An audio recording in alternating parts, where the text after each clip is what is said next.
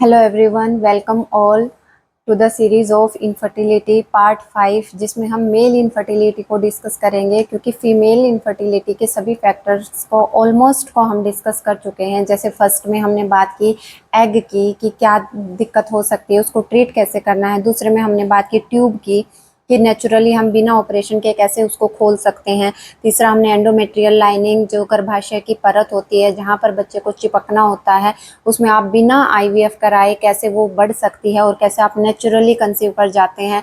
चौथी बात की हमने वेजाइना और सर्वाइकल फैक्टर्स की, जैसे कैसे एक सफ़ेद पानी जिसको आप इग्नोर करते हो वो आपकी इनफर्टिलिटी का कारण हो सकता है। तो आज हम मेल को डिस्कस करेंगे, मेल इनफर्टिलिटी को। क्योंकि जो इनफर्टाइल पेशेंट्स होते हैं उनमें 50% इनफर्टिलिटी मेल पार्टनर की वजह से होती है। जी हाँ, ताजुब जरूर होगा आपको, लेकिन 50% इनफर्टिलिटी आपके मेल पार्टनर की वजह से होती है।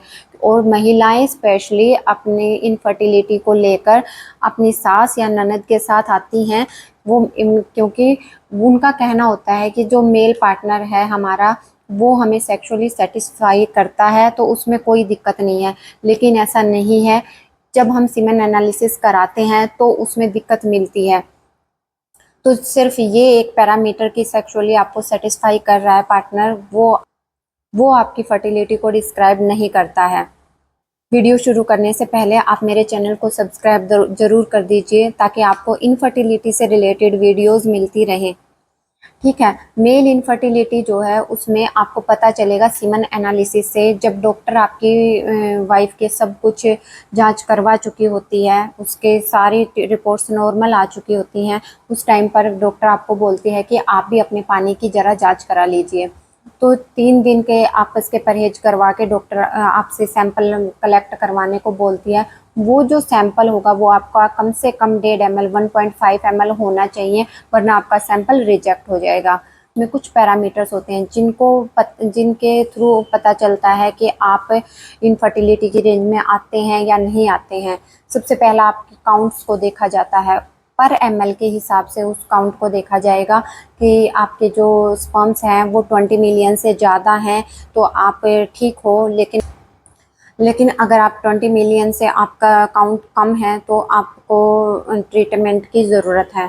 दूसरा, आपकी मोटिलिटी, स्पर्म्स की मोटिलिटी देखी जाती है। उनमें कुछ रैपिडली बहुत तेज मूवमेंट होती है उनकी, कुछ स्लगिश मूवमेंट होती है, कुछ उनमें डेड स्पर्म्स भी होते हैं। तो उनके भी कुछ पैरामीटर्स होते हैं। जैसे 40% से अगर ऊपर है आपके एक्टिव जो मोटिलिटी है स्पर्म्स की, 40% से अबोव है तो ठीक है। अगर लेकिन उससे नीचे है तो आपको ट्रीटमेंट की ज़रूरत पड़ेगी। दूसरा, स्लगिश मोटिलिटी, वो 50% से कम है तो फिर आपको ट्रीटमेंट की ज़रूरत पड़ेगी। उसके अलावा मॉर्फोलॉजी देखी जाती है। तीसरा जो पैरामीटर देखा जाता है, जैसे स्पर्म्स हैं उनका एक आकार होता है, निश्चित आकार होता है। जैसे एक सिर होगा, एक पूंछ होती है, एक गर्दन होती है। मेल इनफर्टिलिटी के कारणों को डिस्कस करते हैं। जो कॉमन कारण देखा जाता है पेशेंट्स का, या तो उनमें कोई किसी ना किसी ड्रग के एडिक्शन रहती है। अल्कोहल ज़्यादा पीते होंगे, अफीम चबाते होंगे, या तंबाकू चबाते होंगे, या सिगरेट बहुत ज़्यादा पीते होंगे। किसी ना किसी ड्रग के एडिक्शन के कारण उनके स्पर्म्स जो हैं वो बिल्कुल जीरो हो जाते हैं। देखा ऐसा भी जाता है कि जैसे पेशेंट को हमने जो जो वो उनमें ड्रग एडिक्शन अगर वो छोड़ देते हैं तो धीरे धीरे उनकी रिकवरी भी हो जाती है। तो ड्रग एडिक्शन सबसे पहला कारण है। दूसरा कारण आपका काम। अगर आपको ज़्यादा गर्मी में काम करना पड़ रहा है, जैसे कि राजस्थान में मेल इनफर्टिलिटी के पेशेंट ज़्यादा मिलते हैं, तो गर्मी एक कारण होती है।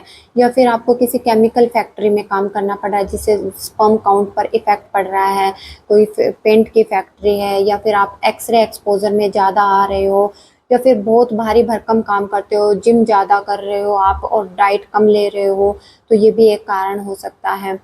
तीसरा कारण होता है मोटापा। आपका जो बेली फैट है वो कोर टेम्परेचर को इंक्रीज करता है, और टेम्परेचर हमेशा स्पर्म्स काउंट को कम करता है।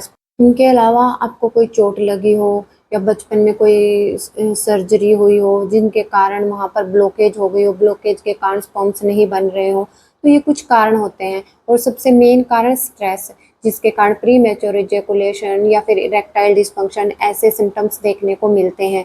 ये कुछ कारण है मेल इनफर्टिलिटी के। अगर इन कारणों को सबसाइड कर देते हैं, निदान परिवर्जन जिसको बोलते हैं, अगर ये करते हैं तो रिकवरी ऑटोमेटिक स्टार्ट हो जाती है और स्पर्म काउंट या फिर उनके मोटिलिटी बढ़ जाती है। अब बात करते हैं मेल इनफर्टिलिटी के ट्रीटमेंट की।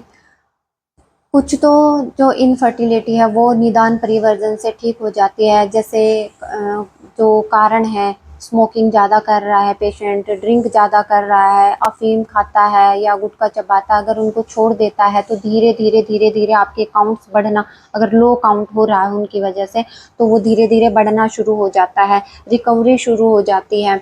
आप स्ट्रेस ज़्यादा ले रहे हो तो मेडिटेशन करना शुरू कर देते हो, तो आपका स्ट्रेस लेवल ठीक हो जाता है, टेस्टोस्टेरोन बूस्ट होता है आपका उससे, ठीक है। इनके अलावा अगर आप पंचकर्मा कराते हो, क्योंकि आप महंगी दवाइयाँ खा के उब चुके होते हो, आप मेल इनफर्टिलिटी को लेकर डॉक्टर के पास जाते हो, डॉक्टर आपको इतने सारे मल्टीविटामिन्स और ये दवाई खाओ, ये दवाई खाओ, आपको डरा के इतना और इतनी महंगी दवाइयाँ आपको बांध के दे देते हैं। लेकिन अगर आप पंचकर्मा कराते हो, जिसम का मकसद ही होता है आपकी बॉडी को डिटॉक्सिफाई करना, कि आपके अंदर जो कमी है उसको बाहर निकाल देते हैं पंचकर्मा ट्रीटमेंट। और एक अच्छा सलाहकार जो आपको बिना डराए आपका ट्रीटमेंट करे कि कुछ दिक्कत नहीं है, इस प्रॉब्लम को आपको इस तरीके से सॉल्व करना है, आपको अपनी डाइट में ये ऐड करना है। और मेल उत्तर बस्ती पंचकर्मा का ही एक प्रोसीजर है, जिसमें जो एक ओपीडी लेवल का प्रोसीजर होता है, जिसमें आपको दवाई डाली जाती है। दवाई से जो वहाँ पर कोई भी ब्लॉकेज होती है, जिसके बचपन में कोई चोट लगी हो, जिससे कहीं पर कोई ब्लॉकेज हो गई हो, तो मेल उत्तर बस्ती से वो खुल जाती है और आपके स्पर्म काउंट बनना शुरू हो जाते हैं, ठीक है। तो ये सब कुछ ट्रीटमेंट अगर आप लेते हो तो मेल इनफर्टिलिटी कोई बड़ा इशू नहीं है, आराम से ट्रीट हो जाता है। Thank you.